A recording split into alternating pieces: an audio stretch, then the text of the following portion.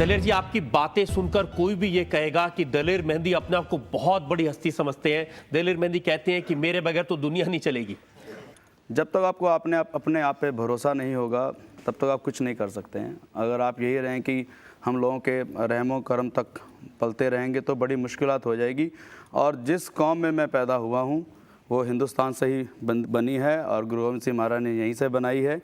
इसीलिए बनाई थी कि आपको अपने हक के लिए आवाज़ लगानी पड़ेगी, वरना अभी तक गुलामी रहते 800 साल तो पहले रहे थे और आगे रहते हम लोग।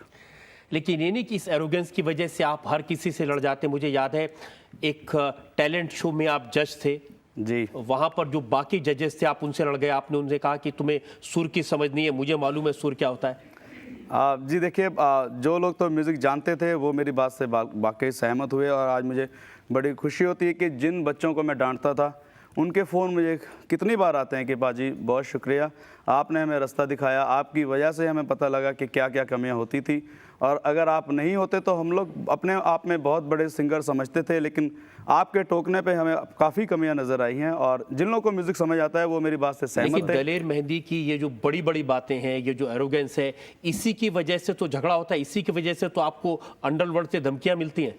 पंजाबी में है कि साढ़े ना जिन्ना मत्था लाया ओदी माँ ने वैन पाए, मतलब हमसे जिसने पंगा लिया है उसकी माँ भी रोई है। अब आपके सामने आज अब्बू सलीम किस तरह मारा फिर रहा है यहाँ पे। तो जिन जिन लोगों ने मुझसे पंगा लिया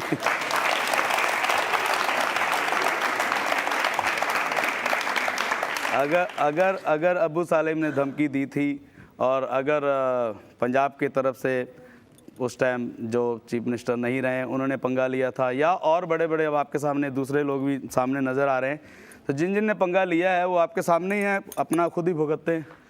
और आप कह रहे हैं कि अब यशराज फिल्म्स का नंबर है वो भुगतेंगे? जी बिल्कुल भुगतेंगे। अगर गलत किया तो ज़रूर भुगतेंगे, क्योंकि ये बहुत गलत है कि आप किसी को बुला के गाना गवा के और आप बिना बताए आप गाना बाहर निकाल दो, ये कह के हम कुछ हैं, तो ये बात गलत है। लेकिन बहुत सारे लोग कहते हैं कि जो लोग आपके साथ में थे जब आपने सिंगिंग शुरू की थी, जब आपने पहला अपना बैंड बजाया था, बैंड बनाया था तो उसमें आपके फैमिली के मेंबर्स थे, ब्रदर्स थे, कजन्स थे, और उन सबको आप भूल गए। अब आप आगे निकल गए, वो लोग कहीं बहुत पीछे रह गए। मैं ये बात का सबूत है कि मैं खुशनसीब हूँ कि आज क्वेश्चन आपने किया तो मेरे साथ सामने मेरे खड़े हैं प्रितपाल नीटा हैं जो कि 12 साल से मेरे साथ हैं, हेमंत हैं 8 साल से मेरे साथ हैं। तो जो मेरे ग्रुप के मेंबर मेरे साथ थे वो सारे मेरे साथ हैं। जो बाहर जाना चाहते थे, जैसे मिक्का जी थे, उन्होंने अपना ग्रुप बनाना चाहा, हमें बड़ी खुशी हुई, हमने उनकी एल्बम रिलीज़ की, मिक्का अपना ग्रुप बना के बैठे।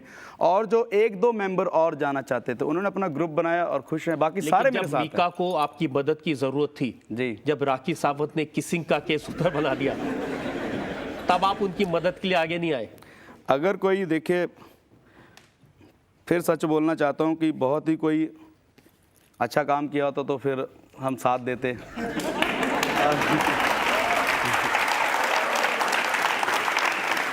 तो मैं फिर चाह के भी दोनों का साथ नहीं देख पाया, ना राखी सावंत जी का दे पाया, ना मिक्का जी का साथ दे पाया।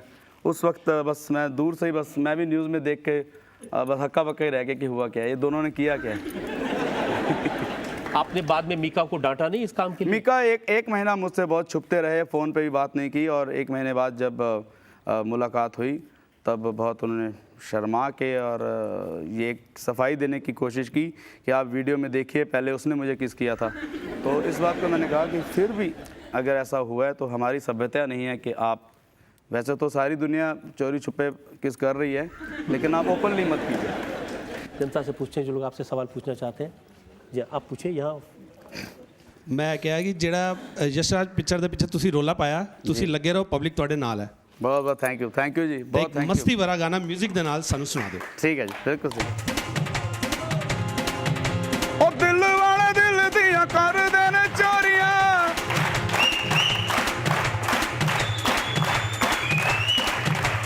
मल्ला मल्ली आशिकां ने पट्टियां